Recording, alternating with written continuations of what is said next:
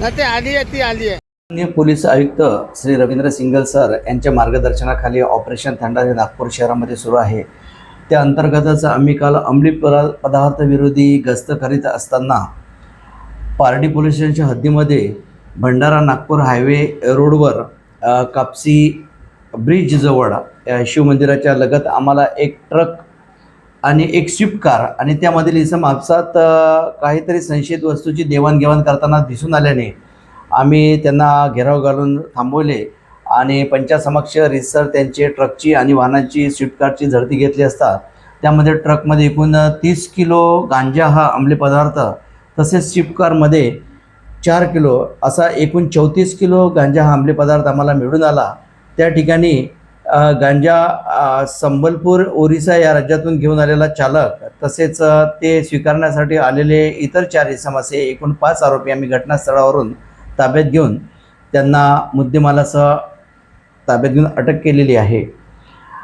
त्यांच्या ताब्यामध्ये एकूण 34 किलो गांजा तसेच एक अशोक लेलँड कंटेनर ट्रक आणि स्विफ्ट डिझायर कार 8 मोबाईल याप्रमाणे एकूण 29 लाखाचा मुद्देमाल मिळालेला आहे. तसेच याचा जो मुख्य सूत्रधार आहे तो आंधळगाव जिल्हा भंडारा या ठिकाणाहून ताब्यात घेऊन त्यासुद्धा अटक करण्यात आलेली आहे. याच्यामध्ये एका आरोपीचा पूर्व इतिहास आहे, त्याच्याविरुद्ध NDPS अन्वये गुन्हा दाखल आहे. इतर आरोपीविरुद्ध अद्यापर्यंत कोणते गुन्हे दाखल असलेले दिसून आलेले नाही. ही संपूर्ण कारवाई ही ऑपरेशन थंडार अंतर्गत पोलीस आयुक्त माननीय रवींद्र सिंग सिंगल यांनी जे ऑपरेशन थंडार सुरू केलेले आहे अंमली पदार्थ विरोधी त्या अंतर्गत ही कारवाई करण्यात आलेली आहे. Joint CP sir, additional CP sir, detection crime sir तसे ACP क्राईम सर यांच्या मार्गदर्शनाखाली NDPS पथकाने कारवाई केलेली आहे.